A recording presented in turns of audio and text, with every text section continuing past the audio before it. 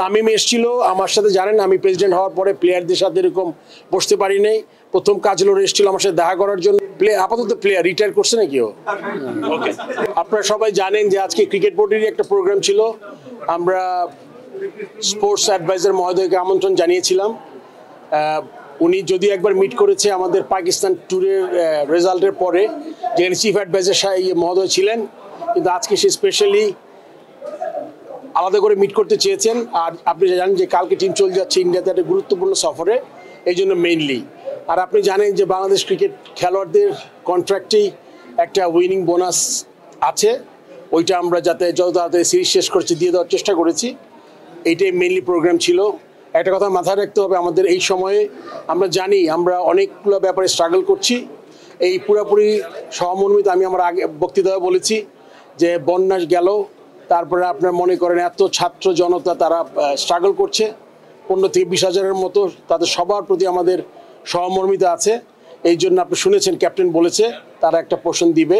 So meet করেছি। আর এইসব ব্যাপারে মনে করেন সবসময় যদি এই পর্যায়ে থেকে মিট করা হয়, প্লেয়ার একটা আলাদা উৎসাহিত বোধ করে। বোনাস প্রবলি এটার একটা পার্ট, বাট আপনি যখন ইন পার্সন মিলেন একটা এরকম আপনাদের থাকবেন, আছেন বা আমাদের অ্যাডভাইজার মহোদয় আসছেন, সব মিলে আজকে এটাই উদ্দেশ্য ছিল যে প্লেয়াররা যাতে একটু উজ্জীবিত হয়ে নেক্সট সিরিজটা খেলতে পারে।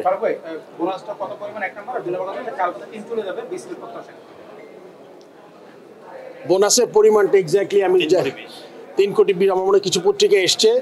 সো ওদের যে এটাতে আপনার মনে রাখতে হবে 2টা টেস্ট ম্যাচ জিতেছে, তার সাথে আপনার সিরিজ জয় আছে, সবগুলো আলাদা আলাদা বোনাসের ব্যবস্থা আছে।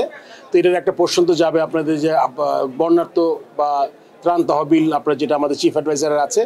আর প্রত্যাশা, এটা কি প্রেসিডেন্ট হিসাবে বলবো নাকি আমি খেলোয়াড় হিসাবে বলবো? একটু অ্যাড করি, পাকিস্তানের সাথে এই সিরিজ জয়টা নিঃসন্দেহে বাংলাদেশের ক্রিকেটের জন্য one of the best achievement championship. এবং নেক্সট তো ভারত। তো এটা আসলে পাবলিক পালসের কথা যদি বলেন, ইন্ডিয়ার পরে পাকিস্তানের পরে কি ইন্ডিয়া কিনা বাংলাদেশের টিমের শেপটা? আমার মনে হয় কি যে বাংলাদেশের আপনারা, বাংলাদেশের মানুষ, আমরা সবাই খুব ভালো জানি যে আমাদের স্ট্রেংথ কী অ্যান্ড আমরা যে রেগুলার উন্নতি করছি। বাট আমি প্রেসিডেন্ট এবং ফর্মার প্লেয়ার হিসেবে একটা কথা বলতে পারি যে 1-2টা উইনের থেকে সবসময় বলে আসছি আমি, আপনি যদি আপনার পারফরমেন্সটা একটা সার্টেন স্ট্যান্ডার্ডে নিয়ে যেতে পারি, যেখান থেকে আপনি রেগুলার বেসিস আপনি জিতবেন এবং একটা টিম একটা স্ট্রেংথে দাঁড়াবে। যেমন করে আমাদের ওয়ান ডেতে এখন মানুষ মনে করে যে বাংলাদেশ একটা শক্তিশালী দল, যদিও গত ওয়ার্ল্ড কাপে আমরা আশানুরূপ খেলতে পারিনি, ওয়ান ডে ইন্টারন্যাশনালের কথা বলছি। বাট আমি মনে করি ভালো খেলাটা খুব গুরুত্বপূর্ণ। খেলায় তো হার জিত আসবেই, এটা একটা পার্ট। অ্যান্ড আমরা সবাই জানি ইন্ডিয়ার স্ট্রেংথ কী, আমাদের স্ট্রেংথ কী। তবে আমাদের টিম সবচেয়ে এক্সাইটিং জিনিস হচ্ছিল কি আপনার পেস বোলিং। আমি কিন্তু এরকম পেস বোলিং বাংলাদেশে কখনো দেখি নাই আমার লাইফ টাইমে বা রিসেন্ট পাস্টেও। আমার মনে হয় এই একটা ডিপার্টমেন্ট, স্পিন আমরা জানি আমাদের স্ট্রেংথ ভালো, কিন্তু pace bowling was like unbelievable. And look at the height of the pace bowlers. Everyone is to a 6'3", so which is very important to really quick bowling এর জন্য। ধন্যবাদ। Last question please. Any question? Yes sir. Last question please.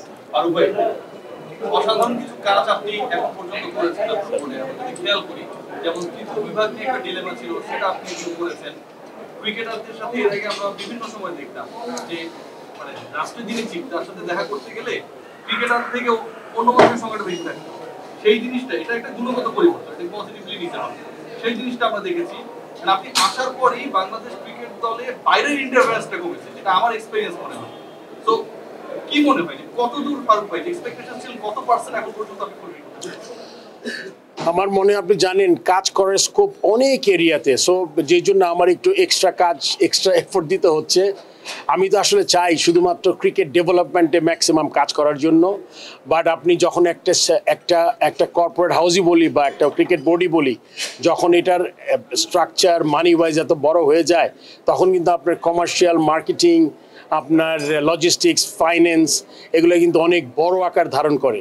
So সেক্ষেত্রে আপনার এই মুহূর্তে আমার সবগুলো ডিপার্টমেন্টের দিকে একটু একটু করে সংস্কার বলবো না, জাস্ট সিস্টেম ডেভেলপমেন্ট করার চেষ্টা করছি। আমি জানি খুব শীঘ্রই হয়তো বা এটা একটা সিস্টেমের উপরে দাঁড় করিয়ে আমি পুরোপুরি আপনার মনে করে যেগুলো আমি প্রথমে বলেছি, আমার আপনার কোচেস, আম্পায়ার্স, উইকেটস, এই গুরুত্বপূর্ণ বিষয়গুলো আমার মনে হয় যেটা ক্রিকেটের পূর্ব শর্ত ভালো করার জন্য। আপনি যদি মাঠ ভালো হয়, বেটার প্লেয়ার বেটার পারফরমেন্স আপনি দেখতে পাবেন। আপনার যদি আম্পায়ারিং ভালো হয়, একটা প্লেয়ার একটা খুব ভালো প্লেয়ার অনেক সময় আম্পায়ারিংয়ের জন্য তারা ব্যাকফুটে চলে যায়।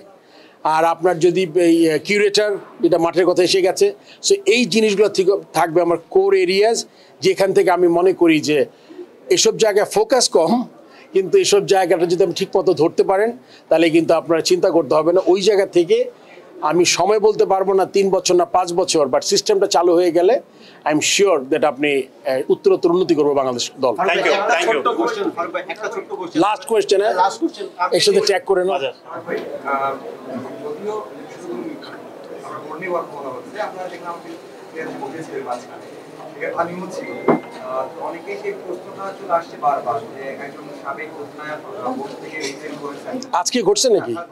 ও গতকালে তো কথা বলার কথা না আজকে। আচ্ছা আচ্ছা, হ্যাঁ হ্যাঁ, এই একটা নিয়ে নিলাম কোয়েশ্চেন। আর গত পরশু তার আগের মাসে কিছু, এটা আমি আর বলবো না। আর কি তোমার? একটা প্রশ্ন হচ্ছে কি, আমরা জানি কোয়ালিফাইং ক্রিকেটের একটা এন্ট্রি ফিটা 5,000 থেকে গিয়ে 5 লাখে ঠেকেছে। আপনি এই খেলার যেই জায়গাগুলো বন্ধ হয়ে গেছে, 72টা থেকে 82টা টিম ঢাকায় খেলতো, সেই জায়গাগুলো তো বন্ধ হয়েছে। এখন সেই জায়গায় আপনি গুণগত কোনো মানে কোনো, এটা আমি বলেছি যে এটা যেটা আগে ছিল ওই অবস্থায় ফিরে আসবে, যাতে বেশি টিম পার্টিসিপেট করতে পারে। বাট এখানে আমরা দেখবো যে টিমগুলা কেমনভাবে আমরা নিব আর কি, এটা একটা ইম্পর্টেন্ট ফ্যাক্টর। আর তামিমের সাথে বলেছি মাজার বা কে মাদার মাদার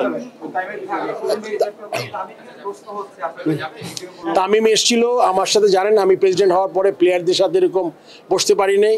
প্রথম কাজ হলো এসেছিল আমার সাথে দেখা করার জন্য। সেকেন্ড হলো গিয়ে যে যেহেতু একটু ডিফিকাল্ট টাইমস, এতে আমাদের লিগগুলা বিপিএল এইগুলোকে কি সময় মতো কীভাবে হবে, ওদের থেকে কিছু প্রস্তাবনা ছিল, আমরা আলোচনা করেছি কি আমরা এগুলো ঠিক মতো করতে পারি। আপাতত প্লেয়ার রিটায়ার করছে নাকি ও? Okay, thank you. Thank you.